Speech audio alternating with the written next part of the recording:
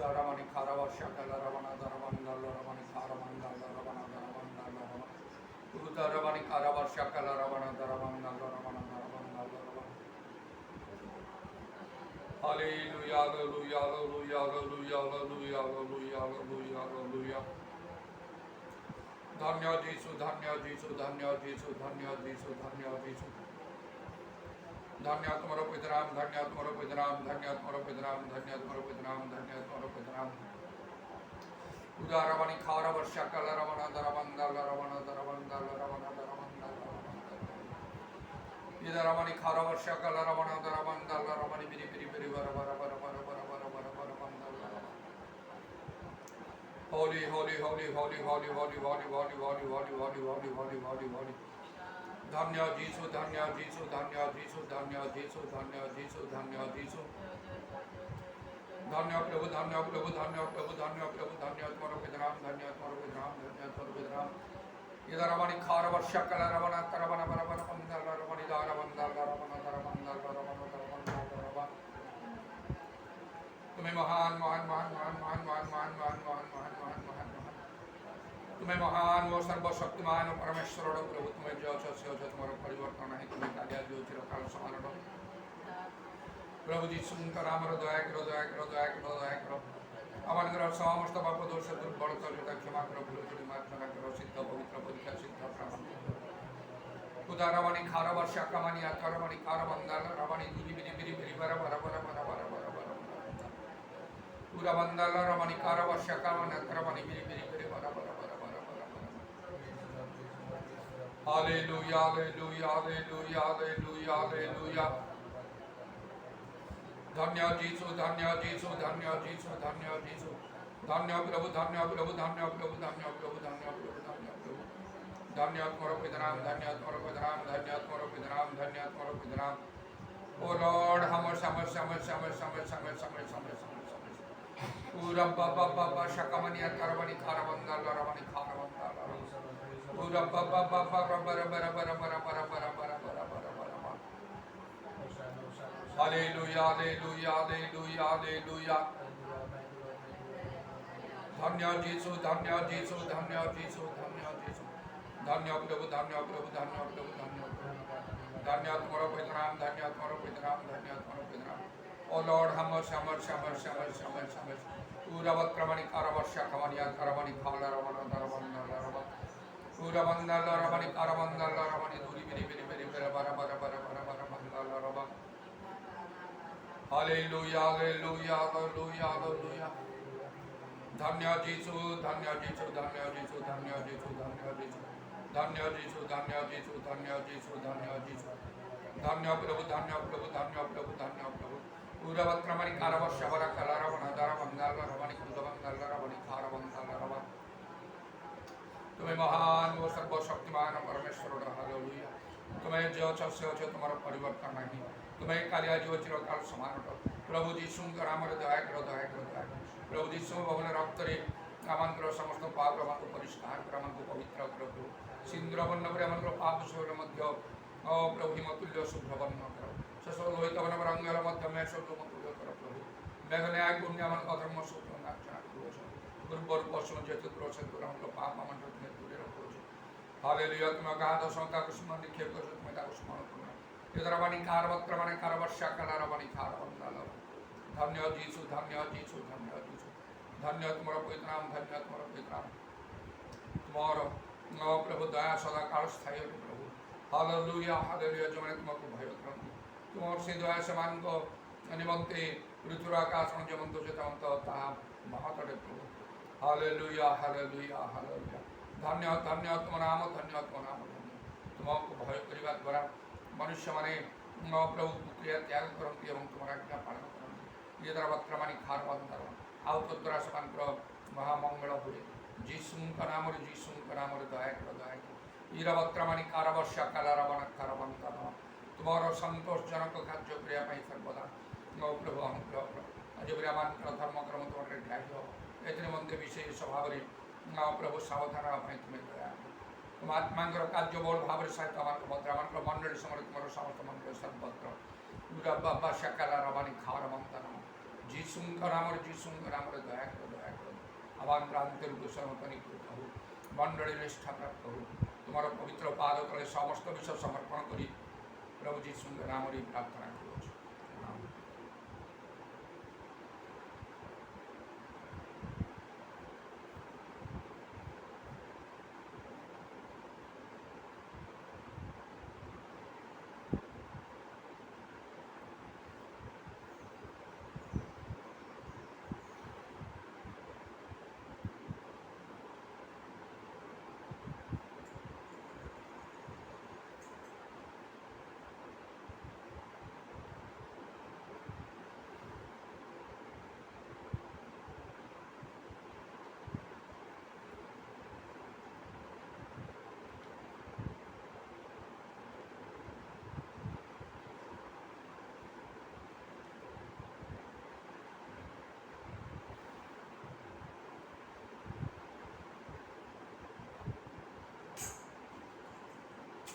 प्रभु तेरी स्तुति करो, तेरी महिमा गाओ, यीशु तेरी स्तुति करो, तेरी महिमा गाओ, तेरे नाम में प्रभु, तेरे नाम में प्रभु, हृदय से प्रणाम।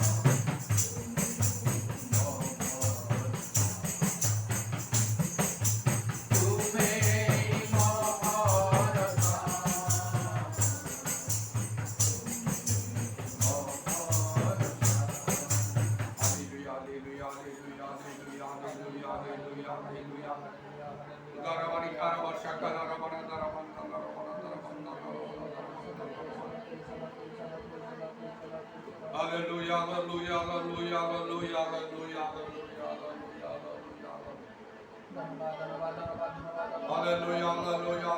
hallelujah, hallelujah, hallelujah, hallelujah, hallelujah, hallelujah. Dhanya Jisu, Dhanya Jisu, Dhanya Jisu, Dhanya Jisu, Dhanya Jisu. Dhanya, Dhanya, Dhanya, Tmara Pidaram, Dhanya, Idra Vandala Ramana Karava Shakala Ramana Karavana Karavana. Idra Vandala Ramana Dharavandala Ramana Dharavandala Ramana.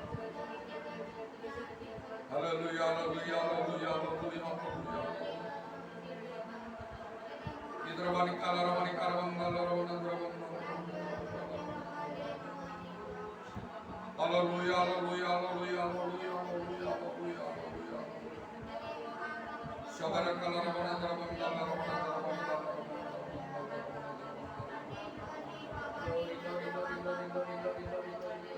Holy, holy, holy, holy, holy, holy, holy, holy, holy, holy, holy, holy, holy, holy, holy, holy, holy, holy, holy. Holy Lord, holy Lord, holy Lord, holy Lord, holy Lord, holy Lord, holy Lord, holy Lord, holy Lord, holy Lord. Hallelujah, hallelujah, hallelujah, hallelujah, hallelujah, hallelujah,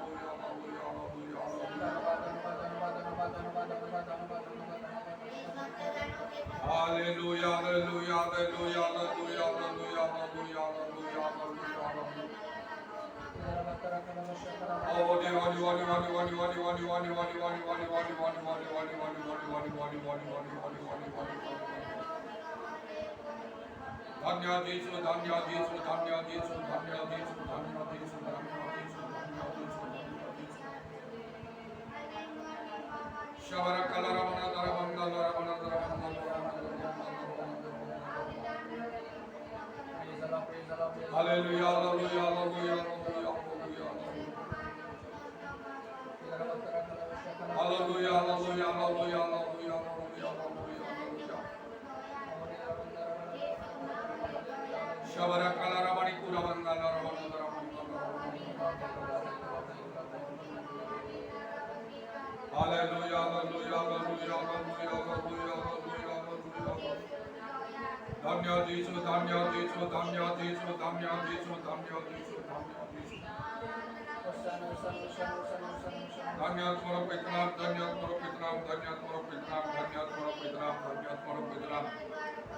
Idaramani Karavashaka Baba Baba Bara Bara Bara Bara Bara Bara Bara Mandala Ramana Dharavandala Rama. Idaramani Karavashaka Ramana Dharavana Karavandala Ramani Bili Bili Bili Bara Bara Bara Bara Bara Bara. Hallelujah, hallelujah, hallelujah, hallelujah, hallelujah, hallelujah. Dhanya Jisu, Dhanya Jisu, Dhanya Jisu, Dhanya Jisu, Dhanya Jisu. Dhanya Prabhu, Dhanya Prabhu, Dhanya Prabhu, Dhanya Prabhu, Dhanya Prabhu. Dhanya Prabhu, Dhanya Prabhu, Dhanya Prabhu, Dhanya Prabhu, Dhanya Prabhu, Dhanya Prabhu. Dhanya, Dhanya, Dhanya, Dhanya Prabhu, Dhanya Glory. Idavatramani Kalavashakala Ramani Akaramani Kala Ramana Dharavandala Rama. Udaramani Karavandala Ramani Bara Bara Bara Bara Bara. Holy, holy, holy, holy, holy, holy, holy, holy, holy, holy, holy, holy. Hallelujah. Holy, holy, holy, holy, holy, holy, holy, holy, holy, holy, holy, holy, holy, holy. Hallelujah, hallelujah. Dhanya Jisu, Dhanya Jisu, Dhanya Jisu, Dhanya Jisu. Dhanya Prabhu, Dhanya Prabhu, Dhanya Prabhu, Dhanya Prabhu. Dhanya Tmara Pitram, Dhanya Tmara Pitram, Dhanya. Idaramani Karavashakala Ramana Dharavana Karavana. Uravandala Ramani Bili Bili Bili Bili Bara Bara Bara Bara. Uravandala Ramani Bili Bili Bili Bara Bara Bara Bara. Hallelujah, hallelujah, hallelujah. Holy, holy, holy, holy, holy, holy, holy. Dhanya Jisu, Dhanya Jisu, Dhanya Jisu, Dhanya Jisu. Jisu ka naam ridaya karo, Jisu ka naam ridaya karo, Jisu ka naam ridaya karo. Idaramani Karavashakala Ramani Karavana. Uravandala Ramani Karavana. Hallelujah, hallelujah, praise God. Thank you, Jesus, thank you, Jesus. Holy, holy, holy. Hallelujah, praise God. Yari chalu प्रार्थना. Hallelujah, hallelujah, hallelujah, hallelujah, hallelujah, hallelujah, hallelujah, hallelujah, hallelujah. Praise the Lord, praise the Lord, praise the Lord, praise the Lord, praise the Lord, praise the Lord, praise the Lord, praise the Lord, praise the Lord. प्रभु तुम नाम धन्यवाद धन्यवाद धन्यवाद धन्यवाद धन्यवाद धन्यवाद धन्यवाद अधीर दिनों में तुम नाम धन्यवाद तुझे हालेलुया हालेलुया हालेलुया ये बेटा मन में तुम नाम धन्यवाद धन्यवाद धन्यवाद धन्यवाद धन्यवाद और हम लोग एक कदम में करें शुरू तुम नाम धन्यवाद तुझे हालेलुया हालेलुया हालेलुया हमारे समस्त पाप दोषों को क्षमा कर दाम में शुद्ध मन में तेरा तुम नाम धन्यवाद उधर अब तरीका लगा शक्कर बंदन वाला hallelujah hallelujah hallelujah hallelujah hallelujah और अगर आप ये तुम्हारा विश्वास करें तब हम लोग पागल को जीवन में अपने काटने में सहायता करा हालेलुया हालेलुया हालेलुया और हम मनुष्य अगर हम लोगों को अपने और हम काम चिंता में हम सोने पाने बात को होकर अपने निकाला वर्षा कर बंदर वाला पर हालेलुया तो काफी दिन से हम आज्ञा करने में शुद्ध को शुद्ध हम देख के जो बनाना धन्यवाद इधर अब तरीका बंदर वाला पर हालेलुया हालेलुया हालेलुया हालेलुया जैसे दिन पर शुद्ध के साथ हम हमारे को सहायता करा हालेलुया हालेलुया हालेलुया कारण को दिन प्रमाण करी मत शुद्ध मत हो उधर चाहिए मत कुछ पूरा काम क्या होने पाएगा नहीं और हमको संभव प्रभु समय था तब भी उसे पुस्तक की इच्छा था देने का सेडा हमें जो पूरे तुम्हारे लिए निर्दोष देखा जो सहायता करा हालेलुया हालेलुया हालेलुया हालेलुया तो बातों में विद्या के नीचे और आमन को संतुष्ट कर जो प्रभु प्रभु वासी ब्राह्मण को जो किसी को सुधार में सहायता करा हालेलुया हालेलुया इसी तरह उधर चढ़ाई प्रयत्न में अंदर बत्ता लिखा वर्षा कर अंदर बराबर हालेलुया और सिद्ध कर प्रभु मतलब बात प्रभु आमन को होने का जो बाकी में पता तुम्हें करो से बाकी जो हम ताकि छोड़ दे कार्य का जो हम तो सिद्ध कर खाली में सहायता करा हालेलुया हालेलुया हालेलुया उधर बत्ता लिखा वर्षा कर अंदर बराबर हालेलुया एवं तुम्हारा में विश्वास और आनंद को भी सहायता करा उधर बत्ता लिखा वर्षा कर अंदर बराबर हालेलुया प्रतिदिन मोटर प्रतिदिन विश्वास में तुम्हारे निर्भर कर सहायता करा और तुम जो आमन को विश्वास करता है सहायता करा और तुम्हें आनंद संतोष प्रभु और आनंद को संतोष प्रभु तुम्हें हो तुम्हें नाम धन्यवाद उधर बत्ता लिखा वर्षा कर अंदर बराबर हालेलुया कौन से प्रकार कौन प्रभु और कौन से दासो प्रभु और दासो कर मुझे कौन मुझे तुम्हें सहायता करा हालेलुया हालेलुया हालेलुया हालेलुया तांगो सतांगो आमन को मध्य सब दासो प्रभु प्रतिदिन परिचित सब रखी दाय तुम्हारा भूल ना पाए और तरुण आदि तक तुझे पर हमें तो परिचय करे पाए जो पर आत्मिक भाव आज सब प्राप्त ही करने सहायता करा उधर बत्ता लिखा वर्षा कर अंदर बराबर हालेलुया तो कारण आनंद प्रभु और ताया प्रभु सतर आमन को बादल पर तुम्हें जारी करके रखे जो तुम्हें नाम धन्यवाद तो केवल केवल तुम्हारे में जो शक्तिवान है तुम्हें सहायता करा उधर बत्ता लिखा वर्षा कर अंदर बराबर हालेलुया हालेलुया हालेलुया हालेलुया तो अब तुम्हें दया करा दया करा दया करा और सदन का मुझे कुछ जागरूक करने प्रार्थना करो तुम्हें सहायता करा उधर बत्ता लिखा वर्षा कर अंदर बराबर हालेलुया हालेलुया हालेलुया हालेलुया तो परीक्षा के न पड़िबो लेकिन सबदा हम जागे प्रार्थना करी तुम्हें सहायता करा हालेलुया हालेलुया प्रार्थना में तुम जीवन हम प्रदान तुम्हें करा हालेलुया हालेलुया हालेलुया और बोल के परिपूर्ण हुई जब हमें आत्मघावरा में जो निष्ठा जन्म पे तुम्हें सहायता करा हालेलुया हालेलुया हालेलुया से वर्ग में तुम्हें कौन और समुद्र सहायता तुम्हें करा हालेलुया जो माने कौन से परिवर्तन पाइन दी और मैं समान परिवर्तन दान प्रदान तुम्हें करी और समान तुम्हें तुम्हें करा हालेलुया और समस्त का मंदिर और पूजा को सत्य आदि बुद्धि तुम्हें करा उधर बत्ता लिखा वर्षा कर बंदर वाला पर हालेलुया हालेलुया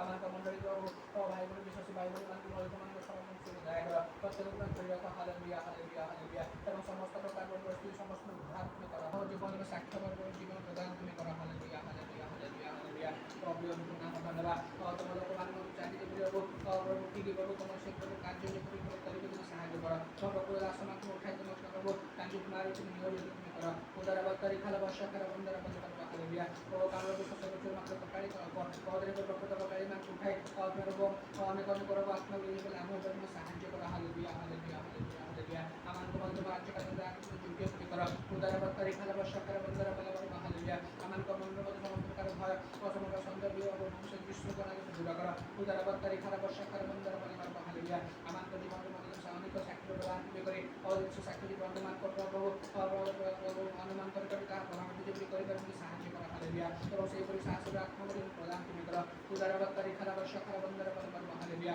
और प्रभु और धाम आते सब सबदा और ज्ञान युक्त भी नहीं पर में सहायता करा हालेलुया हालेलुया हालेलुया हालेलुया तो धीरे को ज्ञान प्रभु और साहस को तुम्हारे ऊपर हम भी को सेवा कार्य करिया तो तुम्हारे में साक्षी भी में सहायता करा हालेलुया हालेलुया आज मैं दिन बाहर मन करा और हमारे मध्य में जी भाषा को समस्त प्रभु प्रभु समस्त प्रचार कराओ में भारत में करा हालेलुया हालेलुया हालेलुया आज जो हमारे ऊपर खाली भर कर दी और जो मंत्र मंडल और संत जन सब के मध्य कर दी और समान कर दिन सुजोग रात 24 मान कर आघात कर बनाई को नाम धन्यवाद और तेरे को हम सब परिस्थिति हम तुम्हें सहायता करो तुम्हें करी आश्चर्य को नाम धन्यवाद धन्यवाद केवल तुम्हारे विश्वास रखे हम विचार करके सहायता करा हालेलुया और दिन सर्वसुख संपत्ति मोक्ष सब सहायता करा तो प्रभु ସ୍ୱର୍ଗ ଚାରିପାଖରେ ତୁମକୁ ସାହାଯ୍ୟ କଲା ସମସ୍ତ ବିଷୟ ପ୍ରାର୍ଥନା କରି ଶୁଣି ଛୋଟ ଛୋଟ ତେଲ କରି ଧନ୍ୟବାଦ ଦେଇ କାରଣ ତାକୁ ବିସ୍ତୃତ ରାଖି କରୁଛୁ।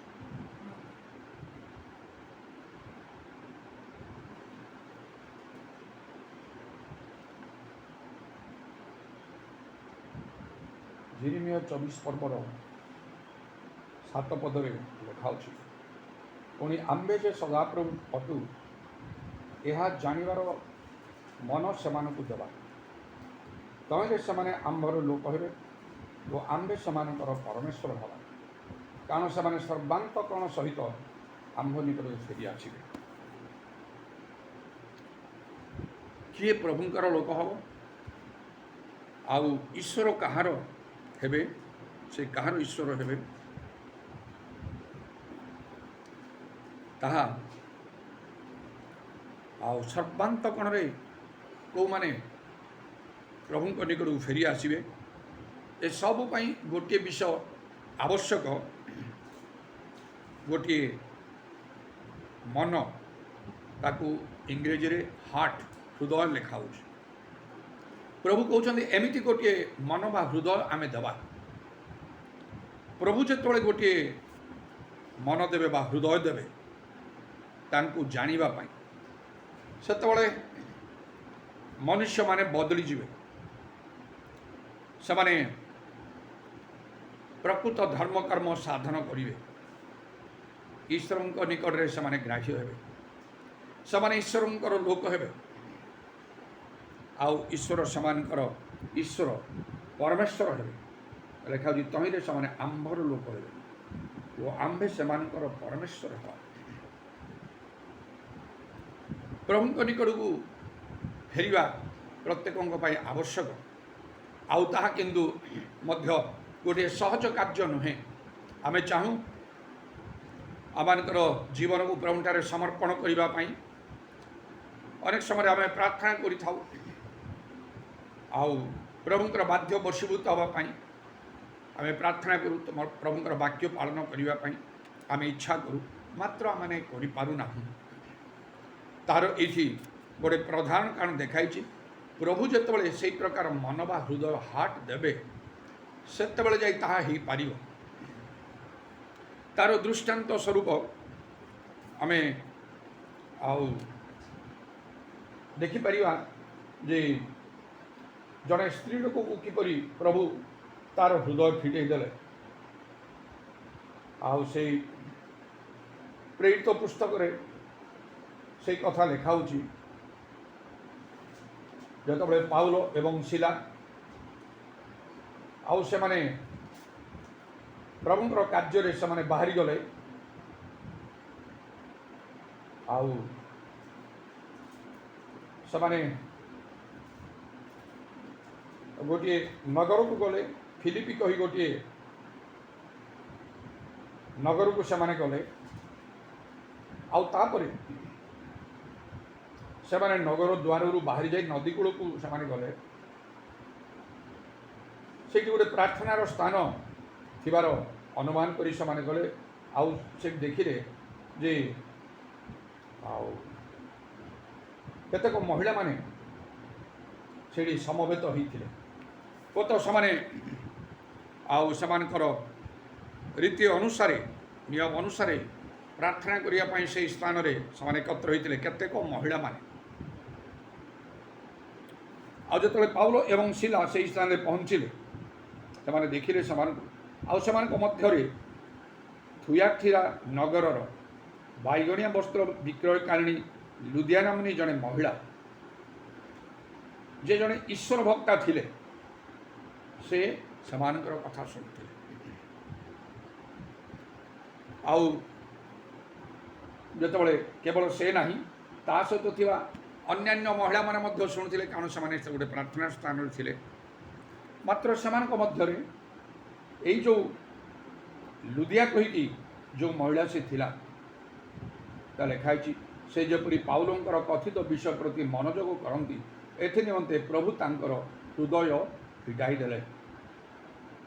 ପ୍ରେରିତ 16 ପର୍ବର 14 ପଦରେ କଥା ଲେଖା ହେଇଛି, ଏ ଲୁଦିଆର ହୃଦୟକୁ ପ୍ରଭୁ ଫିଟାଇ ଦେଲେ। ଆଉ ଯେପରିକି ସେ ପାଉଲ ଯାହା କହୁଛନ୍ତି ସେଇ କଥାରେ ଆଉ ସେ ମନୋଯୋଗ କରିପାରିବେ।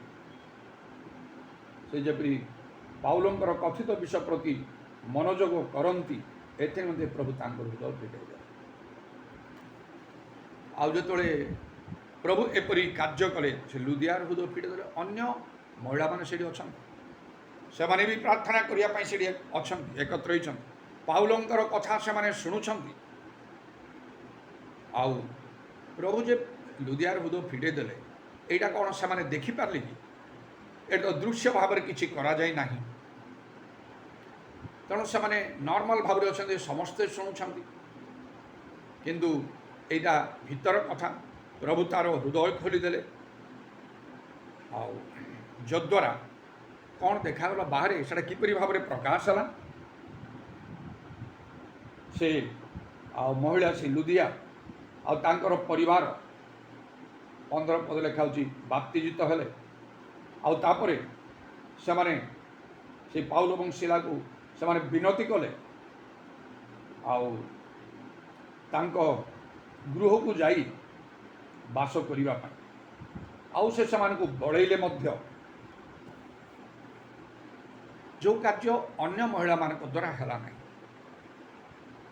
ଯେତେବେଳେ ପ୍ରଭୁ ହୃଦୟ ଫିଟେଇ ଦେଲେ ଏ ଲୁଦିଆର, ସେ ପାଉଲଙ୍କର କଥାରେ ସେ ମନୋଯୋଗ ସେ କରିପାରିଲେ, ତାଙ୍କ କଥା ଶୁଣିଲେ। ମାନେ ଯାହା ସେ ଶୁଣିଲେ ସେଇ କଥାକୁ ସେ ଗ୍ରହଣ କରିନେଲେ, ମାନିନେଲେ। ନିଶ୍ଚୟ ପାଉଲ ଯେତେବେଳେ ସେଠି କଥା କହୁଥିବେ, ସେ ସେମାନଙ୍କୁ କହିଥିବେ ପ୍ରଭୁ ଯୀଶୁଙ୍କ ଠାରେ ଆଉ ବିଶ୍ୱାସ କରନ୍ତୁ, ନିଜ ନିଜର ପାପ କ୍ଷମା ନିମନ୍ତେ ପ୍ରଭୁ ଯୀଶୁଙ୍କ ନାମରେ ବାପ୍ତିଜିତ ହୁଅନ୍ତୁ। ଆଉ ଯେତେବେଳେ ସେଇ ପ୍ରକାର କଥା କହିବା ପରେ ସମସ୍ତେ ଯେ ଯାହାର ଚାଲି ଯାଇଛନ୍ତି ନିଜ ନିଜ ଗୃହକୁ, ସେଇ ମହିଳାମାନେ, ସେଇ ସ୍ତ୍ରୀ ଲୋକମାନେ। ମାତ୍ର ଲୁଦିଆ ଆଉ ସେ କେବଳ ନାହିଁ, ସାଙ୍ଗେ ସାଙ୍ଗେ ତାଙ୍କର କଥା ସେ ଗ୍ରହଣ କରି ଆଉ ସେ ବିଳମ୍ବ କରିନାହିଁ। ମାତ୍ର ଲେଖା ହେଉଛି ସେ ଓ ତାଙ୍କର ପରିବାର ବାପ୍ତିଜିତ ହେଲେ। ସେମାନେ ସେ ପାଉଲଙ୍କୁ ଆଉ ସେ କହିଥିବେ ନିଶ୍ଚୟ ଯେ ମୋତେ ଆଉ ମୋ ପରିବାରକୁ, କେବଳ ସେ ନାହିଁ ତାଙ୍କର ପରିବାରକୁ ଆମକୁ ବାପ୍ତିସ୍ମ ଦିଅନ୍ତୁ, ଆମେ ବାପ୍ତିସ୍ମ ଗ୍ରହଣ କରିବୁ। ଆଉ ସେମାନେ ତାଙ୍କୁ ବାପ୍ତିସ୍ମ ଦେଇଛନ୍ତି। ଲେଖା ହେଉଛି ସେମାନେ ବାପ୍ତିସ୍ମ ସେମାନେ ଗ୍ରହଣ କଲା ଉତାରେ। ତେଣୁ ଯେଉଁମାନେ ପ୍ରଭୁଙ୍କ ଠାରେ ପ୍ରକୃତରେ ବିଶ୍ୱାସ କରନ୍ତି, ସେମାନଙ୍କୁ ପ୍ରଭୁଙ୍କର ବାକ୍ୟ ଗ୍ରହଣ କରିବାକୁ ହେବ, ସେମାନଙ୍କୁ ବାପ୍ତିଜିତ ହେବାକୁ ହେବ, ଅନ୍ୟମାନଙ୍କ ଠାରୁ ବଦଳି ଯିବାକୁ ହେବ। କିନ୍ତୁ ଅନେକ ଶୁଣନ୍ତି, କେବଳ ଶ୍ରୋତା ହେଇକି ରହନ୍ତି, ସେମାନଙ୍କ ଜୀବନରେ ପରିବର୍ତ୍ତନ କିଛି ଆସେ ନାହିଁ। ତେଣୁ ସେମାନେ ସେମାନଙ୍କ ଧର୍ମ ଜୀବନରେ ସେମାନେ ଆଗେ ବଢ଼ିପାରନ୍ତି ନାହିଁ। ଆଉ ଏସବୁ ପ୍ରକୃତ ଧର୍ମକର୍ମ ସାଧନ କରିବା ସହଜ କଥା ନାହିଁ। ଆଉ ଅନେକ କଷ୍ଟ ଭିତରେ ଦେଇ ଯିବାକୁ, ବିଶେଷ କରି ବହୁତ ତାଡ଼ନା ଭିତରେ ଯିବାକୁ ହେବ। ଅନେକ ବାଧା ପ୍ରତିବନ୍ଧକ ଆସିବ, କିନ୍ତୁ ସେ ସବୁକୁ ଯଦି ଜଣେ ଭୟ କରିବ ଆଉ ପଛଘୁଞ୍ଚା ଦେବ, ତାହେଲେ ସେ ଫଳହୀନ ହୋଇଯିବ। ଯେପରି ପ୍ରଭୁ ଯୀଶୁ ସେ ଦୃଷ୍ଟାନ୍ତ ଦେଲେ, ଯେଉଁ ବିହନଟା ଆଉ ସେଇ କ'ଣ ନା ପଥୁରିଆ ଭୂମିରେ ପଡ଼ିଲା, ସେ ଉଠିଲା, ଶୀଘ୍ର ଗଜା ହେଲା। ମାତ୍ର ସୂର୍ଯ୍ୟ ଉଠିବାରୁ ତାହା ଜଳି ପୋଡ଼ିଗଲା, କାରଣ ମାଟି ନଥିଲା, ତେଣୁ କରିକି ଆଉ ସେ ଚେର ମାଡ଼ି ପାରିଲା ନାହିଁ। ଏଇଟା ସେ ଲୋକମାନେ ଯେଉଁମାନେ ବାକ୍ୟ ଗ୍ରହଣ କରି ଆନନ୍ଦରେ, ମାତ୍ର ତାଡ଼ନା ଆସିଲେ ବିଘ୍ନ ପାଆନ୍ତି ବେଳେ ଲେଖା ହେଉଛି। ସେଇ 2 ତିମୋଥୀର 3:12 ଲେଖା ହେଉଛି, ଯେଉଁମାନେ ଖ୍ରୀଷ୍ଟ ଯୀଶୁଙ୍କ ସଭା ଭିତରେ ପ୍ରକୃତ ଧର୍ମ ଜୀବନ ଯାପନ କରନ୍ତି, ସେମାନେ ତାଡ଼ନା ଭୋଗ କରିବେ। ଯିଏ ତାଡ଼ନାକୁ ଭୟ କରିବ, ସେ ପ୍ରକୃତ ଧର୍ମକର୍ମ ସାଧନ କରିପାରିବ ନାହିଁ। ସେ ତା'ର ଧର୍ମ ଜୀବନରେ ବୃଦ୍ଧି ପାଇପାରିବ ନାହିଁ, ଅଗ୍ରସର ହୋଇପାରିବ ନାହିଁ, ପ୍ରଭୁଙ୍କୁ ସନ୍ତୁଷ୍ଟ କରିପାରିବ ନାହିଁ। ସେ ପ୍ରକୃତ ଜଣେ ପ୍ରଭୁଙ୍କର ଲୋକ ହୋଇପାରିବ ନାହିଁ। ଆଉ ତେଣୁ ପ୍ରଭୁ ଯୀଶୁ ନିଜେ ମଧ୍ୟ ସେଇ ପ୍ରକାର ଆଉ ଅନେକ ପ୍ରକାର ଦୁଃଖ, କ୍ଲେଶ, ତାଡ଼ନା, ନିନ୍ଦା ସବୁର ଭିତରେ ଗତି କରି ସେ କ୍ରୁଶରେ ନିଜ ପ୍ରାଣ ଦେଲେ। ମାଥ୍ୟୁ 5 ପର୍ବରେ ଲେଖା ହେଉଛି, ପ୍ରଭୁ ଯୀଶୁଙ୍କ ନାମ ଭିତରୁ ଯେତେବେଳେ ତାଡ଼ନା ଆସିବ, ଆଉ ସେତେବେଳେ ପ୍ରଭୁ ଯୀଶୁ କହିଲେ, ତୁମାନେ ଧନ୍ୟ, ସ୍ୱର୍ଗରେ ତୁମାନଙ୍କର ପୁରସ୍କାର ପ୍ରଚୁର ହେବ। ତାଡ଼ନା ନଥିଲେ ସେ ପୁରସ୍କାର ମିଳିପାରିବ ନାହିଁ। आउ मध्य कहला धार्मिकता निमंते ताड़ना प्राप्त लोके धन्य कारण स्वर्ग राज्य सेमानंकर माथि 5 पर्वर आउ 10, 11, 12 पदरे यही कथा लिखाई जदि ताड़ना आसूची धार्मिकता प्रभु निमंते से लोक माने धन्य से स्वर्ग राज्य से स्वर्ग राज्य एत सहज स्थान ना जे से जे कहीं प्रवेश कर टंका पैसा देकी से कहीं जगह किणी पारना जागतिक कौन सी प्रकार योग्यता को लेकिन दक्षता को लेकिन मनुष्य से जापरना मात्र प्रभु जीशु विश्वास करी वाक्य सबल पालन करी प्रकृत आउ धर्म कर्म साधन करी सेठी जीवा हम से निमंते अनेक बाधा प्रतिबंधक ताड़ना कलेशर सहभागी आउ सम्मुखीन होगा पड़ो एवं लेखा अच्छी जदि आउ लोक मैंने तुमको ताड़ना करे मो आनंद कर उल्लसित हुओ तो लेखा स्वर्ग रे तुम पुरस्कार प्रचुर आउ तेणु सेपरी आवश्यक जबरी मु भावी नी जे प्रकृति में एमती गोटे ताड़ना कौन आसो मात्र जो जो अनेक नुआ नुआ विषय गुड़ाक मु जाना पाइली धर्मशास्त्र आउ मोर प्रबल इच्छा है से सब मो जीवन में मुझे पाइबी से सब मोर निजर व्यक्तिगत अनुभूति हम ताहा भी सफल है बहुत खुशी जे लोक मैंने निश्चय समस्ते आनंद करेंगे खुशी हे मत ग्रहण करेंगे आ मो ठारू शिक्षा ने कारण अनेक ए विषय जानती ना किंतु पूरा विपरीत हो गला अनेक ताड़ना मध्य मत जावाकला आउ तद्वारा मु प्रभुंर अधिक निकटवर्ती हो पारिली प्रभु दृष्टि अनुग्रह पाइली प्रभु मते आउरी अधिक अधिक शक्ति ज्ञान आउ सबू अनुभूति रे परिपूर्ण करी मते व्यवहार करने को लगिले एवं मो जीवन में प्रभुंर से महत् संकल्प गुड़िक स्वप्न दर्शन भाववाणी सुधा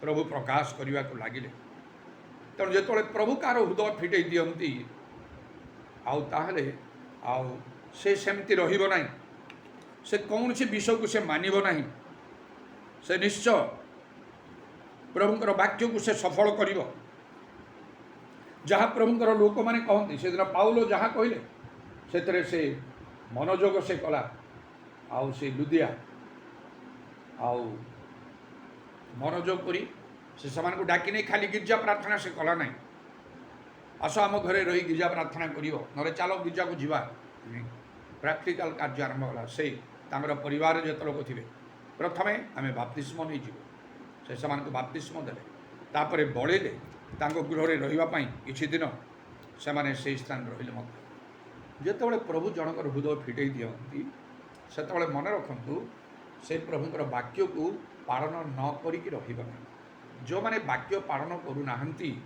मन रखु से हृदय फिटा ही ना प्रभु से हृदय फिटे ना आ जदि प्रभु हृदय न फिटाती एवं जड़े प्रभुंर वाक्य पालन न करे एवं कौन लिखाई ना आसी जिनिमेर आम देखिलु जे जार हृदय को मन को जोड़ा मन कही ओडिया इंग्रेजी हार्ट हृदय लिखा जिनिमेय से 24:7 जार हृदय को प्रभु गोटे जानवर हृदय देवे आउ से कौन कर सर्वांतकरण सहित प्रभु निकट को फेरी आसो लिखा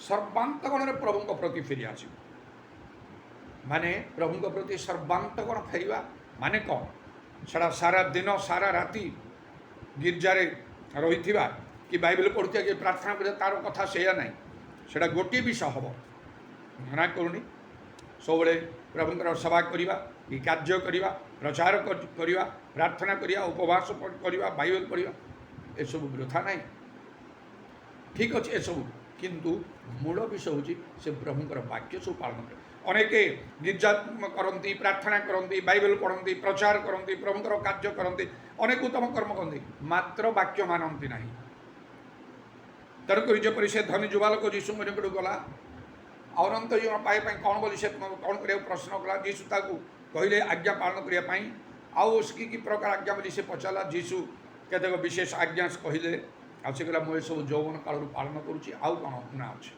से भावी जे से तार किसी उना ना जीशु बहुत खुशी ग्रहण कर ସମସ୍ତଙ୍କ ଆଗେ ତା'ର ପ୍ରଶଂସା କରିବେ। ଯେତେବେଳେ ସେ କହୁଛି ମୁଁ ସମସ୍ତ ଆଜ୍ଞା ଯୌବନ କାଳରୁ ପାଳନ କରୁଛି, କାରଣ ଅନେକ ତ କରୁନାହାନ୍ତି, କରିପାରନ୍ତି ନାହିଁ। ମାତ୍ର ଯୀଶୁ କହିଲେ ତୁମର ଗୋଟିଏ ଉଣା ଅଛି। ଗୋଟିଏ ଉଣା ବିଷୟକୁ ପ୍ରଭୁ ଦେଖାଇ ଦେଲେ, ଛାଡ଼ିଦେଲେ ନାହିଁ ତାକୁ। ଏତେ ସବୁ କରୁଛି, ଏଇ ଗୋଟିଏ ନ ହେଉଛି ନାହିଁ କ'ଣ ହେବ ନାହିଁ।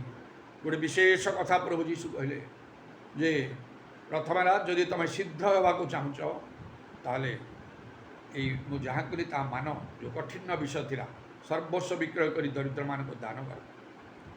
ଯଦି ତାପରେ ସର୍ବସ୍ୱ ବିକ୍ରୟ କଲେ ସେ ପୁରା ଭିକାରୀ ହେଇଯିବ। ଆଉ ପ୍ରଭୁଙ୍କର ଇଚ୍ଛା ତା ଜୀବନରେ ସେହିପରି। ତାପରେ ଆସି ମୋର ଅନୁଗମନ କର। ଯୀଶୁ ତାଙ୍କର ଶିଷ୍ୟମାନଙ୍କ ମଧ୍ୟରେ ତାଙ୍କୁ ରଖିଦେଇଥାନ୍ତେ।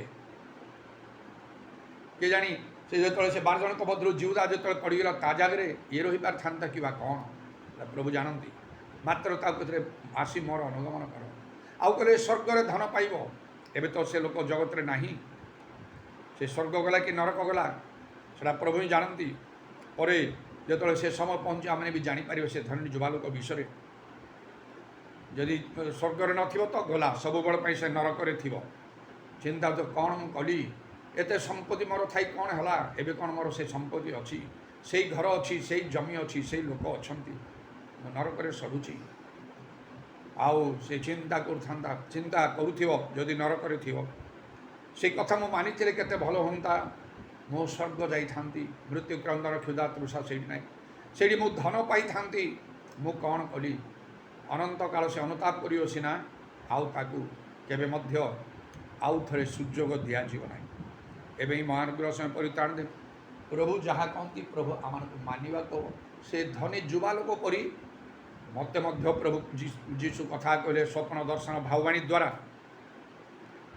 ତୁମର ଯାହା ଅଛି ସର୍ବସ୍ୱ ବିକ୍ରୟ କରି ଦରିଦ୍ରମାନଙ୍କୁ ଦାନ କର, ସ୍ୱର୍ଗରେ ଧନ ପାଇବ, ତୁମେ ସିଦ୍ଧ ହେବ, ମୋର ଅନୁଗମନ କର। ଟିକିଏ ବୁଲେଇକି ମୋତେ କଥା କହିଲେ ସ୍ୱପ୍ନ ଦର୍ଶନ ଦ୍ୱାରା। କୌଣସି ଜାଗତିକ କାର୍ଯ୍ୟ ମୁଁ କରିବି ନାହିଁ, ପ୍ରଭୁଙ୍କର କାର୍ଯ୍ୟ କରିବି। ତାହା ମଧ୍ୟ ସମ୍ପୂର୍ଣ୍ଣ ସ୍ୱାଧୀନ ଭାବରେ କୌଣସି ଖ୍ରୀଷ୍ଟୀୟ ସଂସ୍ଥାରେ ଖ୍ରୀଷ୍ଟିଆନ ଅର୍ଗାନାଇଜେସନ୍ ରହିକି ମୁଁ କରିବି ନାହିଁ। ସେଠି ରହିଲେ ଗୋଟେ ଚାକିରି ପରି ହେବ, ଦରମା ମିଳିବ ପ୍ରତ୍ୟେକ ମାସରେ। ଘରକୁ ଆସିବା ପରେ ଗୋଟେ ଅର୍ଗାନାଇଜେସନ୍ର ଡାଇରେକ୍ଟର ମୋତେ ଡକେଇଲେ, ମୋତେ ସାଙ୍ଗରେ କଥାବାର୍ତ୍ତା କଲେ, ଆମ ଅର୍ଗାନାଇଜେସନ୍ରେ ତୁମେ ଜଏନ୍ କର। ଏବେ ବି କଟକରେ ସେଗୁଡ଼ା ଚାଲୁଛି, ଗୋଟିଏ ନାହିଁ ଏପରି କେତେଟା। ଆଉ କର ଦେଖ, ଆଉ ତୁମେ ଅର୍ଗାନାଇଜେସନ୍ ଜଏନ୍ କଲେ ଭଲ କଥା, କାରଣ ତୁମର ଚିନ୍ତା ରହିବନି। ପ୍ରଭୁଙ୍କ କାର୍ଯ୍ୟ ଯେତେବେଳେ ତୁମେ ବାହାରକୁ ଯିବ, ତୁମ ପରିବାର ପାଇଁ ତୁମେ ଗୋଟେ ଚିନ୍ତା ରହିବ, ସେମାନେ କେମିତି ଖାଇବେ, କ'ଣ କରିବେ, ଭଡ଼ା ଘର ନେଇକି ରହିଲେ ଭଡ଼ା କେମିତି ମାସ ସରିଲେ କେମିତି ଭଡ଼ା ଦେବା, ଅନେକ ବିଷୟ। ପିଲା ମାନେ ପାଠଶାଠ ପଢ଼ିବେ, କେମିତି ସେମାନେ କରିବା, କେମିତି ପାଠ ସେମାନେ ପଢ଼ିବେ, ଅନେକ ବିଷୟ ତୁମ ଉପରେ ଚିନ୍ତା ମାଡ଼ି ପଡ଼ିବ। ଆଉ ତୁମେ ସେଇଠି ସବୁ ଚିନ୍ତା କରିବ ନା ପ୍ରଭୁଙ୍କ କାମ କରିବ? ଆଉ ଦେଖ, ଯଦି ଆମର ଅର୍ଗାନାଇଜେସନ୍ରେ ତୁମେ ଯୋଗ ଦେବ, ତୁମର ଚିନ୍ତା ରହିବ। ତୁମେ ଜାଣିଲ ଯେ ଏତିକି ତୁମେ ଦରମା ପାଇଲ, ତା ଭିତରେ ତୁମେ ଚଳିବ, ତୁମ ଘର ଭଡ଼ା ଦିଆହେବ, ପିଲା ଛୁଆ ପଢ଼ିବେ, ବାସ୍ ତୁମେ ଆଉ ଚିନ୍ତା ଶୂନ୍ୟ ହୋଇକି ପ୍ରଭୁଙ୍କର କାର୍ଯ୍ୟ କରିପାରିବ। ମୋତେ ଡାକିକି ସେ ଗୋଟେ ଅର୍ଗାନାଇଜେସନ୍ର ଡାଇରେକ୍ଟର କଟକରେ ନୂଆ ଆସୋସିଏସନ୍ରେ ମୋତେ କଥା କହିଲେ। କିଛି ସମୟ ପାଇଁ ତାଙ୍କ କଥା ଟିକିଏ ଭଲ ଲାଗିଲା। ମୁଁ ତାଙ୍କଠାରେ ମୁଁ କହିଲି ଠିକ୍ ଅଛି, ମୁଁ ପରେ ଆପଣଙ୍କୁ ଜଣାଇବି। ସେ ମୋତେ ବାରମ୍ବାର କରି କହିଲେ ବିଳମ୍ବ କର ନାହିଁ, ଶୀଘ୍ର ଆସି କର। କିନ୍ତୁ ପରେ ମୁଁ ଆତ୍ମାରେ ଠିକ୍ ଅନୁଭବ କଲି, ନାଇଁ ଏଇଟା ପ୍ରଭୁଙ୍କର ଆହ୍ୱାନ ମୋତେ ନାହିଁ। ଗୋଟିଏ ଥର କହିଥିଲେ, 2 ଥର କହିନାହାନ୍ତି। ସିଷ୍ଟର ପ୍ରେମଲତା ବେରା ତାଙ୍କ ପାଖରେ ଥରେ ବସିଥିବା ସମୟରେ ଏଲିଓ ବିଶ୍ୱସ୍ତ ଥିଲେ, କାଉର ଅଭାବ ହେବ ନାହିଁ। ତେଣୁ ମାନେ ସ୍ୱାଧୀନ ଭାବରେ ପ୍ରଭୁଙ୍କର କାର୍ଯ୍ୟ କରିବାର ଚିନ୍ତାଧାରା ମୋ ଭିତରେ ରହିଲା। ସେଇଟା ମୋର ହୃଦୟ ଭିତରୁ ଚାଲିଗଲା। ସେଇଟା ମୁଁ ଅଧିକ ପସନ୍ଦ କରିବାକୁ ଲାଗିଲି। ଭାବିଲି ମୋର ସାକ୍ଷମ ଜୀବନଟା ବହୁତ ଉପରକୁ ଚାଲିଯିବ ଯଦି ମୁଁ ପୁରା ସ୍ୱାଧୀନ ଭାବରେ କରିବି। ଅନେକ ଅର୍ଗାନାଇଜେସନ୍ରେ କରୁଛନ୍ତି, ମୁଁ ସ୍ୱାଧୀନ ଭାବରେ କରିବି। କଟକରେ ପୁଣି ଘର ଭଡ଼ା ଅଛି, ପ୍ରତ୍ୟେକ ମାସରେ ମାସ ପହଞ୍ଚିଲା ମାତ୍ରକେ ଆଉ ଘର ଭଡ଼ା ଦେବା ପଡ଼ିବ, ଖାଇବା ପିଇବାର ଅଛି। ଆସ୍ତେ ଆସ୍ତେ ପିଲାମାନଙ୍କର ଆଉ ପାଠ ଶାଠ ପଢ଼ିବା ସବୁ ବିଷୟ ଅଛି। ଏଣେ ମୁଁ ଯେତେ ପରିଶ୍ରମ କରି ମଣ୍ଡଳୀ ଗୁଡ଼ାକ ମୁଁ ଗଢ଼ିଛି, ଏ ପାଳକ ପ୍ରଚାରକମାନଙ୍କୁ ରଖିଛି, ସେମାନଙ୍କୁ ମଧ୍ୟ ଆଉ ନିତ୍ୟ ପ୍ରତ୍ୟେକ ମାସରେ ସେମାନଙ୍କୁ କିଛି ସାହାଯ୍ୟ ମୁଁ ଦେବାକୁ ଆରମ୍ଭ କରୁଛି, ସେସବୁ ମୋର କରିବାର ଅଛି। ଏତେ ପଇସା ହେବ କ'ଣ ମୁଁ କରିବି? ସ୍ୱାଧୀନ ଭାବରେ ହେଲେ ତା'ର କୌଣସି ଗ୍ୟାରେଣ୍ଟି ଅଛି କି ଆଜି ଆସିବ କି କାଲି ଆସିବନି? କିଏ କେବେ ଇଚ୍ଛା କଲେ ଦେବ ତ କି ଇଚ୍ଛା କଲେ ଦେବ ନାହିଁ? କ'ଣ ଏଇଟା ଟିକେ ମୋତେ ହଲଚଲ କଲା। ପୁଣି ପବିତ୍ର ଆତ୍ମା ମୋ ସହିତ କଥା କହିବାକୁ ଲାଗିଲେ, କାର୍ଯ୍ୟକାରୀ ବେତନର ଯୋଗ୍ୟ। ତୁମେ ଯେତେବେଳେ କାର୍ଯ୍ୟ କରୁଛ ପ୍ରଭୁ ଦେଖୁନାହାନ୍ତି, ତେଣୁ ସେ ବେତନ ତ ପ୍ରଭୁଙ୍କଠାରୁ ମିଳିବ। ପ୍ରଭୁଙ୍କର ବାକ୍ୟ କେବେ ଅନ୍ୟଥା ହେବ କି? ଯଦି ତୁମେ ସ୍ୱାଧୀନ ଭାବରେ କାର୍ଯ୍ୟ କରିବ, ଦେଖ ତୁମ ପରି କେହି ହେଇପାରିବେ ନାହିଁ। କେମିତି? ସେମିତି ଲୋକ କେତେ ଲୋକ ଅଛନ୍ତି, ଖୋଜି ବାହାର କର। ପୁରା ସ୍ୱାଧୀନ ଭାବରେ କାର୍ଯ୍ୟ କରୁଥିବେ, କେଉଁ ସଂସ୍ଥା ଦେଶ ବିଦେଶ କାହାଠାରୁ କିଛି ଗୋଟେ ସାହାଯ୍ୟ ନେଉନଥିବେ, ପରିବାର ନେଇକି ଚାଲୁଥିବେ। କଟକରେ ପୁଣି ତୁମର ମଣ୍ଡଳୀ ଅଛି। ଯଦି ଏପରି ତୁମେ କାର୍ଯ୍ୟ କରିବ, ତୁମେ ସମସ୍ତଙ୍କ ମଧ୍ୟରେ ଭିନ୍ନ ଦେଖାଯିବ। ତୁମ ପରି କେହି ହେଇପାରିବେ ନାହିଁ। ଆଉ ତେଣୁ ତୁମର ଗୁରୁତ୍ୱ ମହତ୍ଵ ବହୁତ ବଢ଼ିଯିବ। ଜଣେ ପ୍ରକୃତ ପ୍ରଭୁଙ୍କ ଲୋକ ବୋଲି ସ୍ୱୀକାର କରିବେ ଲୋକ। ବେଳେବେଳେ କଷ୍ଟରେ ଯାଇପାର, ପ୍ରଭୁଙ୍କର ଦୃଷ୍ଟି ତୁମ ଉପରେ ରହିବ। ପ୍ରଭୁଙ୍କ ପାଇଁ ତୁମେ ସବୁ କରିଛ କହିକି ପ୍ରଭୁ କ'ଣ ଛାଡ଼ିଦେବେ? ଚିନ୍ତାଧାରା ମୋ ଭିତରକୁ ଆସିଲା ଆରମ୍ଭରେ, କିନ୍ତୁ ମୁଁ ବେଶୀ ଦିନ ସେମାନେ ଆଉ ଗୋଟିଏ ସେପରି ଅର୍ଗାନାଇଜେସନ୍, ଖ୍ରୀଷ୍ଟିଆନ ଅର୍ଗାନାଇଜେସନ୍ କଟକ ମୋତେ ଡାକିଲେ। ସେ ବି ଜଣେ ଡାଇରେକ୍ଟର ଜଣକୁ ପଠେଇକି ଡାକିଲେ। ଆଉ ସେ ମୋତେ କହିଲେ, ତାଙ୍କ ପାଖରେ ଯାଇ ମୁଁ ପହଞ୍ଚିଲି, ମୋ ସଙ୍ଗେ କଥାବାର୍ତ୍ତା କଲେ। କେତେ ତୁମେ ଦରମା ଚାହୁଁଛ ମାସରେ କୁହ? ମୋତେ ଆଶ୍ଚର୍ଯ୍ୟ ହେଲା, କ'ଣ କହିବି ନା କେତେ ତୁମକୁ ଦେଲେ ହେବ ତୁମେ ଭାବୁଛ? ମୁଁ ତ ସ୍ଥିର କରିନାହିଁ, ମୁଁ ଆଉ ସେଠି ଜଏନ୍ କରିବି କି ନାହିଁ, ଆଉ ଦରମା କଥା ମୁଁ କେମିତି କହିବି? ନା ପ୍ରଥମେ ଗୋଟେ ଆପ୍ଲିକେସନ୍ ଦିଅ। କେମିତି ମନେ ହେଲା, ଗୋଟେ ଆପ୍ଲିକେସନ୍ ଭଳି ଦେଇଦେଲେ ତୁମର ସାକ୍ଷ୍ୟ ସହିତ, ମେନ୍ କରି ମୋର ସାକ୍ଷ୍ୟର ସହିତ ଗୋଟେ ଆପ୍ଲିକେସନ୍ ମୁଁ ଦେଇଦେଲି। ତାପରେ ସେ ବହୁତ ଖୁସି ହେଲେ। ତାପରେ ସେ ଆପ୍ଲିକେସନ୍ ଦେଲା ପରେ ମୋ ବିବେକ ମୋତେ ଆଘାତ କରିବାକୁ ଲାଗିଲା। ଏଇଟା କ'ଣ ସବୁବେଳେ ଚାହୁଁଛ ପ୍ରଭୁଙ୍କ ଇଚ୍ଛା ବୁଝି କାର୍ଯ୍ୟ କର? ଏଇଟା କ'ଣ ପ୍ରଭୁଙ୍କ ଇଚ୍ଛା ତୁମ ପାଇଁ? ପ୍ରଭୁ ଚାହୁଁଛନ୍ତି ଏ ଅର୍ଗାନାଇଜେସନ୍ରେ ମିଶି କାମ କର, ତୁମେ ଅର୍ଡ଼ିନାରୀ ଲୋକ ହେଇଯିବ। ଗୋଟେ ଅର୍ଗାନାଇଜେସନ୍ରେ ପଶିଗଲ, ସମସ୍ତେ ଯେମିତି କରୁଛନ୍ତି ସେମିତି ସେମାନଙ୍କ ପରି ଗୋଟିଏ ଲୋକ, ଜଣେ ପ୍ରଭୁଙ୍କ ଲୋକ, ପ୍ରଭୁଙ୍କ ଦାସ ବୋଲି ଲୋକଙ୍କ ମୁଖ ତୁମକୁ ସ୍ୱୀକାର କରିବ ନାହିଁ। ଚାକିରି କରୁଛ, ଦରମା ପାଉଛ, ଯୁଆଡ଼େ ପଠେଇଲେ ଯାହା କଲେ ସେଇଟା କରିବ, କିଏ ତୁମକୁ ପ୍ରଭୁଙ୍କ ଲୋକ ବୋଲି ମାନିବ? ନା, ସେଇଟା ହେବ ନାହିଁ। ମୁଁ ଚିନ୍ତା କଲି, ପ୍ରଭୁ କହିଲେ, ପୁଣି ସେ ମୋତେ ଖବର ପଠେଇଲେ, କାହିଁ ବିଳମ୍ବ କରୁଛ, ଆସି ଜଏନ୍ କର। ମୁଁ ପୁଣି ଗଲି ତାଙ୍କ ପାଖକୁ। ସେ ଖୁସି ହେଲେ, ବୋଧେ ମୁଁ ଜଏନ୍ କରିବାକୁ ଯାଇଛି। ଜଏନ୍ କରିବ? ନାହିଁ, ମୋତେ କ୍ଷମା କର। ମୁଁ ଆଉ ପ୍ରାର୍ଥନା କଲି, ପ୍ରଭୁଠାରୁ କୌଣସି ଚାଳନା ମୁଁ ପାଉନି। ଯଦି ପ୍ରଭୁ କହିବେ ମୋତେ, ମୁଁ ଆସିବି, ଆପଣଙ୍କୁ କହିବି, ମୁଁ ଜଏନ୍ କରିବି। ପ୍ରଭୁ ନ କଲେ ମୁଁ କରିବିନି, ମୋତେ କ୍ଷମା କରିବେ। ମୁଁ ଯେଉଁ ଆପ୍ଲିକେସନ୍ ଦେଇଥିଲି ମୋତେ ଫେରେଇ ଦିଅ। ତାଙ୍କ ମନ କଷ୍ଟ ହେଲା। ସେ କହିଲେ, ଆପ୍ଲିକେସନ୍ଟା ତୁମର ଟେଷ୍ଟିମନି ସହିତ ଅଛି, ଭଲ ଲେଖିଛ ତୁମେ, ଆଉ ସେଇଟା ରଖିଲେ ମୁଁ କ'ଣ ତୁମକୁ ବାନ୍ଧିକି ରଖିବି? ସେଇଟା କାହିଁକି ନେବାକୁ ଚାହୁଁଛ? ଠିକ୍ ଅଛି, ସେଇଟା ଥାଉ, ମୁଁ ଯାଉଛି। ଯଦି ପ୍ରଭୁ ମୋତେ କହିବେ ମୁଁ ଆସିବି, ନହେଲେ ମୁଁ ଆସିବି ନାହିଁ। ବାରି ଆସିଲି, ସେ ଆପ୍ଲିକେସନ୍ଟା ରହିଗଲା ସେଇଠି। ଏହିପରି ତାଠୁ ଆରମ୍ଭ କରି ଆସ୍ତେ ଆସ୍ତେ ଯେତେବେଳେ ମୁଁ ଜଣାଶୁଣା ହେବାକୁ ଲାଗିଲି, ବଡ଼ ବଡ଼ ପେଣ୍ଟିକଷ୍ଟାଲ ଆଉ ଅର୍ଗାନାଇଜେସନ୍ ଗୁଡ଼ାକ ମଧ୍ୟ ମୋତେ ସେମାନଙ୍କଠାରେ କାର୍ଯ୍ୟ କରିବାକୁ ଆଉ ଚାହିଁଲେ, ଲୋକ ପଠେଇଲେ, ବାରମ୍ବାର କରି ମୋତେ ପ୍ରେସର ଦେଲେ, ଆସ ତମେ ଜଏନ୍ କର। ଯେଉଁମାନେ ମୋତେ କହିଲେ, ଦେଖ ଆଉ ତୁମକୁ ଖୁସିରେ ସେମାନେ ଗ୍ରହଣ କରେ, ତୁମର ଥିଓଲୋଜିକାଲ କ୍ୱାଲିଫିକେସନ୍ ନାହିଁ ସତ, ତୁମର ସେକ୍ୟୁଲାର ଏଜୁକେସନ୍ ଅଛି, ଜାଗତିକରେ ପାଠ ପଢ଼ିଛ, ଉଦ୍ୟୋଗୀ ଆତ୍ମିକ ଲୋକ, ପବିତ୍ରାତ୍ମା ପୂର୍ଣ୍ଣ, ନାନା ଆଶ୍ଚର୍ଯ୍ୟ କର୍ମ ପ୍ରଭୁ କରିଛନ୍ତି ତୁମ ଦ୍ୱାରା, ଆଉ ଜଣେ ୟଙ୍ଗ ମ୍ୟାନ୍, ତେଣୁ ଏମିତି ଲୋକଙ୍କୁ ଚାହୁଁଛନ୍ତି, ଆସ। କେତେ ଭାବରେ କ'ଣ କହିଲେ, କୌଣସି ପ୍ରକାରେ ମୁଁ ସେସବୁରେ କରିବି, ଯେପରିକି ମୁଁ ପ୍ରଭୁଙ୍କର ବାକ୍ୟକୁ ମୁଁ ସଫଳ କରିବି। ପ୍ରଭୁ ଯାହା ଚାହୁଁଛନ୍ତି, ପ୍ରଭୁଙ୍କର ଇଚ୍ଛା ଅନୁସାରେ ମୁଁ କାର୍ଯ୍ୟ କରିବି। ତେଣୁ ଏପରି ଭାବରେ ମଣିଷମାନେ ବଦଳିଯିବେ, ଲାଭ କ୍ଷତିକୁ ଦେଖିବେ ନାହିଁ, ବାଧା ପ୍ରତିବନ୍ଧକକୁ ଦେଖିବେ ନାହିଁ। ଯଦି କାହାର ହୃଦୟ ପ୍ରଭୁ ଫିଟେଇଛନ୍ତି, ସେ ସର୍ବାନ୍ତକରଣରେ ପ୍ରଭୁଙ୍କ ପ୍ରତି ଫେରିବ। ପ୍ରଭୁଙ୍କର ବାକ୍ୟ ସବୁକୁ ସେ ସଫଳ କରିବ। ଯାହା ପ୍ରଭୁଙ୍କ ଲୋକମାନେ କହନ୍ତି, ଗୋଟି ଗୋଟି କରି ଅକ୍ଷରେ ଅକ୍ଷରେ ସେ ମାନିବ। ପାଉଲଙ୍କର କଥା ଲୁଦିଆ ମାନିଲା ପରି ଆଉ ଅନ୍ୟ ସ୍ତ୍ରୀ ଲୋକମାନେ କେହି ମାନି ନାହାନ୍ତି। ସେ ତାର ପରିବାର ବାପ୍ତିସ୍ମ ନେଲେ, ଅନ୍ୟମାନେ ନେଇନାହାନ୍ତି। ଯାଉଥିବେ ସେମିତି ଆଉ ବସୁଥିବେ ସେମିତି ଯାଇ ଗିର୍ଜା ପ୍ରାର୍ଥନାରେ, କିନ୍ତୁ ସେଟା କରିନାହାନ୍ତି। ନୀତି ନିୟମ ଭିତରକୁ ସେମାନେ ଯାଇନାହାନ୍ତି। ତେଣୁ ତା ଭିତରେ ବହୁତ ଫରକ ରହିବ। ଯେମିତି ଆମେ ଜାଣୁଛେ ରେଗୁଲାର ପ୍ରାଇଭେଟ୍ ଷ୍ଟୁଡେଣ୍ଟସ୍ ଅଛନ୍ତି। ମୁଁ ଯେତେବେଳେ କଲେଜରେ ପଢ଼ିବା ଆରମ୍ଭ କଲି ମୁଁ ରେଗୁଲାର ହେବାକୁ ଚାହିଁବି, କଲେଜ ଷ୍ଟୁଡେଣ୍ଟ ହେଇ କଲେଜ ନାଁ ଲେଖି। ବାପା କିନ୍ତୁ ଆର୍ଥିକ ସମସ୍ୟା ହେତୁରୁ ସେ କହିଥିଲେ ତୁ ପ୍ରାଇଭେଟଲି ପରୀକ୍ଷା ଦେବୁ। ପ୍ରାଇଭେଟ୍ ରେଗୁଲାର ଭିତରେ ବହୁତ ଫରକ ଅଛି। ପ୍ରାଇଭେଟଲି ଯେଉଁମାନେ ଦିଅନ୍ତି ସେମାନଙ୍କର କୌଣସି ଗୁରୁତ୍ୱ ହିଁ ନାହିଁ, ମହତ୍ତ୍ୱ ହିଁ ନାହିଁ, କିଛି ବୋଲି ସେମାନଙ୍କୁ ଜଣାଯାଏ ନାହିଁ। ରେଗୁଲାର ଯେଉଁମାନେ ଥିବେ ସେମାନେ କଲେଜରେ ନାଁ ଲେଖିଥିବେ, କ୍ଲାସ୍ ଯାଉଥିବେ, ଆଟେଣ୍ଡ କରୁଥିବେ, କଲେଜ ଷ୍ଟୁଡେଣ୍ଟସ୍ କହି ସେମାନଙ୍କର ଯଥେଷ୍ଟ ଗୁରୁତ୍ୱ ମହତ୍ତ୍ୱ ସେମାନଙ୍କର ଥାଏ। ପ୍ରାଇଭେଟ୍ ବାଲାମାନଙ୍କୁ କେହି ଚିହ୍ନନ୍ତିନି, ଜାଣନ୍ତି ହିଁ ନାହିଁ କୌଣସି ପ୍ରକାର। ଖାଲି ଗୋଟେ ଆଉ ଯଦି ସାର୍ଟିଫିକେଟ୍ ମିଳିଯାଏ ଯୋଗ୍ୟତା ହାସଲ କରି ଗୋଟେ ଚାକିରି ପାଇ କରିବା, ନହେଲେ କ'ଣ ପାଇଁ ଟିକେ ପ୍ରଡ୍ୟୁସ୍ କରନ୍ତି। ବହୁତ ଫରକ। ଠିକ୍ ସେମିତି ପ୍ରଭୁଙ୍କର ବାକ୍ୟ ପାଳନ କରି ନିୟମ ଅନୁସାରେ ଏସବୁ କରିବା ସେଇଟା ରେଗୁଲାର କରିବା। ଆଉ ବାକ୍ୟ ପାଳନ ନ କରି ସେମିତି ରହିବା ସେଇଟା ପ୍ରାଇଭେଟ୍ କରିବା। ବହୁତ ଫରକ ଅଛି ସେସବୁର ଭିତରେ। ଯୀଶୁ ଗୋଟିଏ କଥା କହିଲେ, ଯଦି ମୋତେ ପ୍ରେମ କର ମୋର ଆଜ୍ଞା ସବୁ ପାଳନ କର। ସେଇଟା ମାନଙ୍କୁ କରିବାକୁ ବାଧ୍ୟ। ଅନେକ ଆଜ୍ଞା ମାନନ୍ତି ନାହିଁ, ନିଜେ ପ୍ରାର୍ଥନା କରନ୍ତି, ବାଇବେଲ ପଢ଼ନ୍ତି, ପ୍ରାର୍ଥନା କରନ୍ତି, ଓ ଦାନ ଦଶମାଂଶ ମଧ୍ୟ ଦେଇଥାନ୍ତି, ପ୍ରଚାର କରିଥାନ୍ତି ଓ ଆତ୍ମା ବି ଲାଭ କରନ୍ତି, ମାତ୍ର ଅନେକ ବାକ୍ୟ ସେମାନେ ମାନନ୍ତି ନାହିଁ। ଆଉ ସେଥିରେ ପ୍ରଭୁ କେବେ ଖୁସି ହେବେ ନାହିଁ। ପ୍ରଭୁ କହିଲେ ସର୍ବାନ୍ତକଣରେ ଆମ ପ୍ରତି ଫେରିବେ ସେମାନେ, ସେତେବେଳେ ଆମେ ତାଙ୍କର ପରମେଶ୍ୱର ହେବା, ସେମାନେ ଆମର ଲୋକ ହେବେ। ଏ ଜିରିମିୟ 24 ପର୍ବର ଆଉ ତାର 7 ପଦ ଅନୁସାରେ ଆମେ ଦେଖିଲୁ ସେ ଲୁଦିଆ ପ୍ରଭୁ ଫିଟେଇ ଦେଲେ। ଗୋଟିଏ ସ୍ତ୍ରୀ ଲୋକର ଫିଟେଇଲେ, ଅନ୍ୟମାନଙ୍କର ନାହିଁ। ସେମାନେ ସବୁବେଳେ ପ୍ରାର୍ଥନା କରୁଥିଲେ, କିଛି ଲାଭ ନାହିଁ।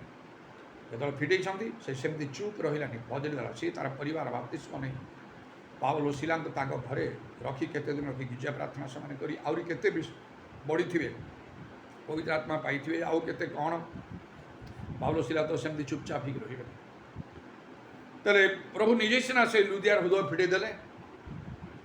ଆଉ ଯଦି ଆମର ଫିଟେଇ ନାହାନ୍ତି ଆମେ କହିପାରୁ, କେହି କହିପାରନ୍ତି ମୋ ତ ହୃଦୟ ପ୍ରଭୁ ଫିଟେଇ ନାହାନ୍ତି ହୃଦୟ ଦ୍ୱାର, ତାହେଲେ ମୁଁ କ'ଣ କରିବି? ଆଉ ମୋତେ ଫିଟେଇ ଦେଇଥିଲେ ସିନା ହୁଅନ୍ତା। ତାହେଲେ ଆମକୁ ବିଶ୍ୱସ୍ତ ଭାବରେ ପ୍ରାର୍ଥନା କରିବାକୁ ହେବ। ପ୍ରଭୁଙ୍କ ନିକଟରେ ପ୍ରଭୁ ତୁମେ ମୋର ହୃଦୟ ଫିଟେଇ ଦିଅ। ଏଇଟା ମୁଁ ସବୁବେଳେ ପ୍ରାର୍ଥନା କରେ। ପ୍ରଭୁ ମୋର ଚକ୍ଷୁ ଫିଟେଇ ଦିଅ, ମୋର ହୃଦୟ ଫିଟେଇ ଦିଅ, ଯେପରି ମୁଁ ତୁମର ବାକ୍ୟର ସତ୍ୟତା ମୁଁ ଜାଣିବି, ଗ୍ରହଣ କରିବି, ସେ ଅନୁସାରେ କାର୍ଯ୍ୟ କରିବି। ମୋର ହୃଦୟ କ'ଣ ବନ୍ଦ ହେଇକି ଅଛି? ପ୍ରଭୁ ଫିଟେଇ ନାହାନ୍ତି। 42 ବର୍ଷ ପୂର୍ବେ ପ୍ରଭୁ ଫିଟେଇଲେ। ମୁଁ ସର୍ବାନ୍ତକଣରେ ଫେରିଲି ପ୍ରଭୁଙ୍କ ପ୍ରତି। ଏ ବାଇବେଲ ଆଦି ପୁସ୍ତକରୁ ପ୍ରକାଶିତ ବାକ୍ୟ ପର୍ଯ୍ୟନ୍ତ ଯେଉଁ 66ଟା ପୁସ୍ତକ ଅଛି, ଯାହା ଲେଖା ହେଇଛି ସବୁ ମାନିବି ବୋଲି ମନରେ ସଂକଳ୍ପ କଲି। ପ୍ରଭୁଙ୍କୁ ମୁଁ କଥା ଦେଲି। ତାପରେ ଯୀଶୁ ମୋତେ ଦର୍ଶନ ଦ୍ୱାରା କଥା କଲେ, ସ୍ୱର୍ଗ ନେଲେ, କେତେ ନା କ'ଣ ନାନା ଆଶ୍ଚର୍ଯ୍ୟ କର୍ମର ସହିତ ବ୍ୟବହାର କଲେ। ତାହା ଜାରି ରହିଛି ବର୍ତ୍ତମାନ ପର୍ଯ୍ୟନ୍ତ। ଏପରି କଲେ ମଧ୍ୟ କେବେଠାରୁ ମୋର ହୃଦୟ ପ୍ରଭୁ ଫିଟେଇଛନ୍ତି। ହେଲେ ମଧ୍ୟ ମୁଁ ସବୁବେଳେ ପ୍ରାର୍ଥନା କରେ, ମୋର ହୃଦୟ ଫିଟେଇ ଦିଅ, ଫିଟେଇ ଦିଅ।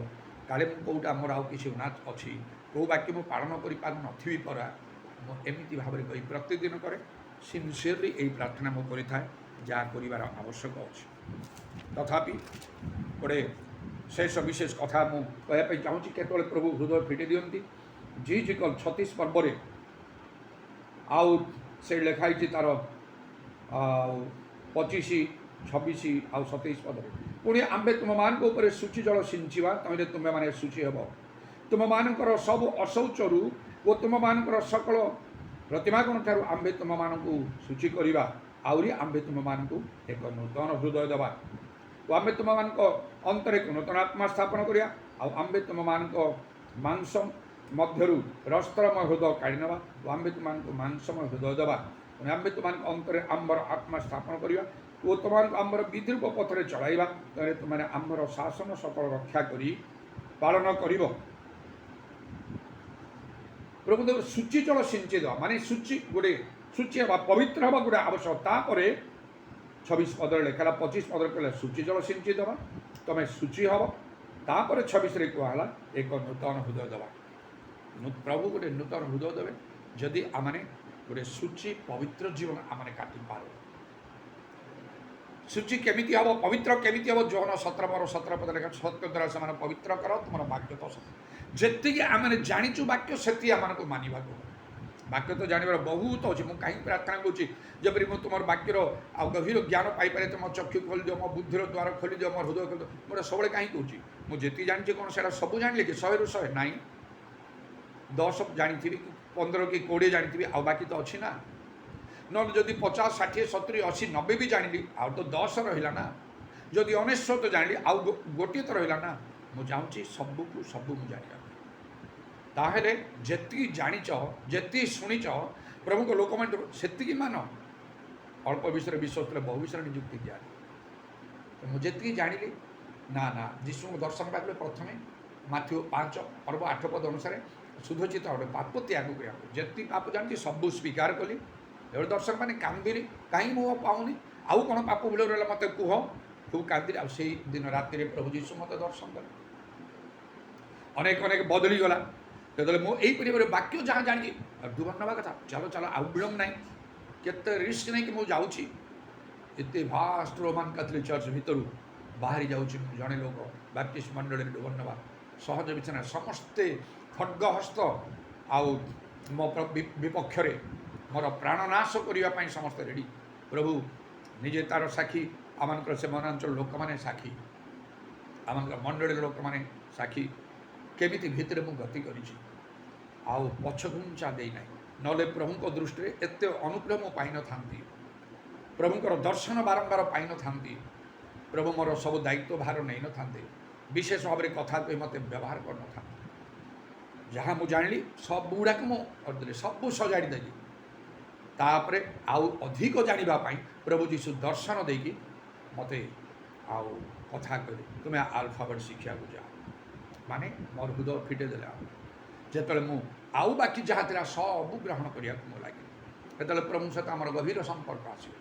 ଆମେ ତାଙ୍କର ବା ସେ ଆମେ ତାଙ୍କର ଲୋକ ବା ସେ ଆମର ପରମେଶ୍ୱର ହେବେ। ସର୍ବାନ୍ତକରଣରେ ପ୍ରଭୁଙ୍କ ପ୍ରତି ଫେରିବାକୁ ଆମକୁ ପ୍ରଭୁ ଚାହାନ୍ତି। ତାହେଲେ ପ୍ରଭୁ ଗୋଟିଏ ହୃଦୟ ଆମମାନଙ୍କୁ ଦେବେ। ଯେତିକି ଆମେ ପ୍ରଭୁଙ୍କ ବାକ୍ୟ ଜାଣିଛୁ ସେତିକି ମାନି ଆମମାନଙ୍କୁ ପବିତ୍ର ହେବାକୁ। ତାପରେ ଗୋଟିଏ ହୃଦୟ ଦେବେ, ଆମମାନଙ୍କୁ ଗୋଟିଏ ନୂତନ ହୃଦୟ ଦେବେ, ଯେଉଁଦ୍ୱାରା ଆମେ ସର୍ବାନ୍ତକରଣ ପ୍ରଭୁଙ୍କ ପ୍ରତି ଫେରି ପ୍ରଭୁଙ୍କର ସମସ୍ତ ବାକ୍ୟକୁ ଆମେ ସଫଳ କରିପାରିବା। ସେ ଲୁଦିଆ ପ୍ରଭୁଙ୍କ ସହିତ ଆମମାନଙ୍କର ଗଭୀର ସମ୍ପର୍କ ଆଉ ସେହି ସମୟରେ ଆମଠାରେ ଆସିବ। ମାତ୍ର ଅନେକଙ୍କୁ ସେହି ପ୍ରକାର ଭାବରେ ପ୍ରଭୁ ସେହି ମନ ବା ସେ ହୃଦୟ ଦେଇନାହାନ୍ତି।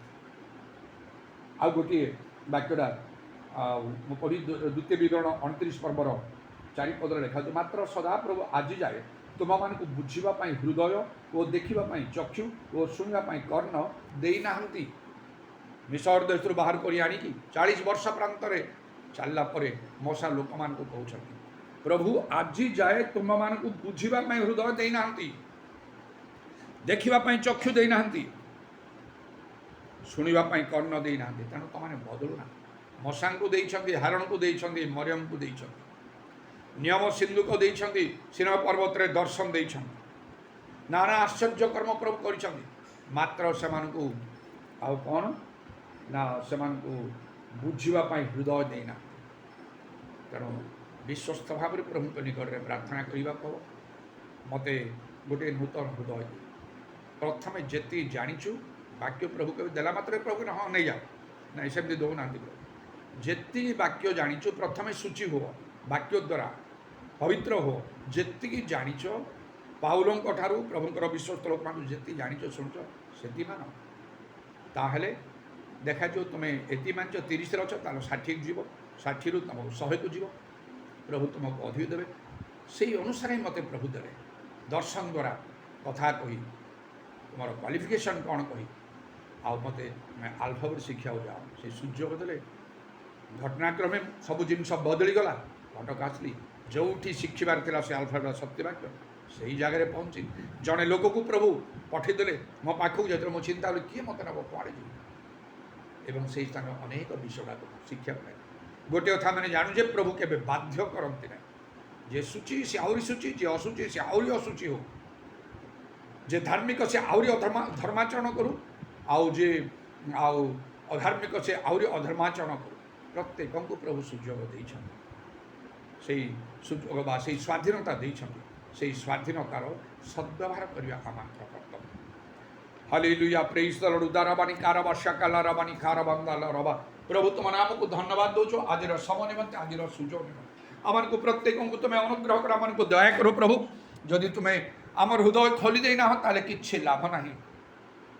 ହେ ପ୍ରଭୁ ଆମମାନଙ୍କର ଆଉ ପ୍ରଭୁ ଧର୍ମକର୍ମ ତୁମଠାରେ ଗ୍ରାହ୍ୟ ହୋଇପାରିବନି, ତା ତୁମର ସନ୍ତୋଷଜନକ ହୋଇପାରେ। ଆମେ କେତେ ଉଣା ପଡ଼ିକି ରହିବୁ। ଆମମାନଙ୍କର ଚକ୍ଷୁ ପ୍ରସନ୍ନ କର, ଆମମାନଙ୍କର ହୃଦୟ ଖୋଲି ଦିଅ, ବୁଦ୍ଧିର ଦ୍ୱାର ଖୋଲିଦିଅ। ସେଦିନ ଆଉ ସେ ଶିଷ୍ୟମାନଙ୍କର ବୁଦ୍ଧିର ଦ୍ୱାର ବି ଖୋଲାର ଧର୍ମଶାସ୍ତ୍ର ବୁଝିବା ପାଇଁ। କେତେ ଭିତରେ ଅଛି ସେ ଧର୍ମଶାସ୍ତ୍ର, କେତେ ଭିତରେ ଅଛି ପ୍ରକୃତ ଧର୍ମ ଜୀବନ। ହାଲେଲୁୟା। ଉଦାରବାଣୀ କାରବର୍ଷା କାଲାରବାଣୀ କାରବନ୍ଦ ଲରବାଣୀ ଖାରବନ୍ଦନ। ଆମମାନଙ୍କର ସବୁକିଛି ବିଷୟ ତୁମେ ଜାଣୁଛ। ପ୍ରତ୍ୟେକଙ୍କର ସଙ୍ଗରେ ତୁମେ କଥା କୁହ, ନିଜ ନିଜ କର୍ତ୍ତବ୍ୟ ସମ୍ବନ୍ଧରେ ସଚେତନ ହେବା ପାଇଁ ତୁମେ ଦୟା କର, ଯେପରିକି ଆମମାନଙ୍କର ଜୀବନ ବଦଳିଯିବ, ଆମମାନଙ୍କ ଦ୍ୱାରା ଅନେକ ବଦଳିଯିବେ, ଆମମାନଙ୍କର ମଙ୍ଗଳ ହେବ, ଅନେକଙ୍କର ମଧ୍ୟ ମଙ୍ଗଳ ହେବ। ଶୁଣିଲ ଧନ୍ୟବାଦ। ତୁମର ଖଣ୍ଡବିଧ ପାଦକୁ ପ୍ରଣାମ ଆଉ ଚୁମ୍ବନ କରି ନିତ୍ୟ ଜୀବିତ ପ୍ରଭୁ ଯୀଶୁ ଖ୍ରୀଷ୍ଟଙ୍କ ନାମରେ ପ୍ରାର୍ଥନା କରୁଛି। ପିତା ଈଶ୍ୱରଙ୍କର ପ୍ରେମ, ପ୍ରଭୁ ଯୀଶୁ ଖ୍ରୀଷ୍ଟଙ୍କର ଅନୁଗ୍ରହ, ପବିତ୍ର ଆତ୍ମାଙ୍କର ସହାୟତା, ପ୍ରଭୁ ଯୀଶୁଙ୍କର ଗୌରବମୟ ପୁନରାଗମନ ପର୍ଯ୍ୟନ୍ତ ଆମ ସମସ୍ତଙ୍କର ସହବର୍ତ୍ତୀ।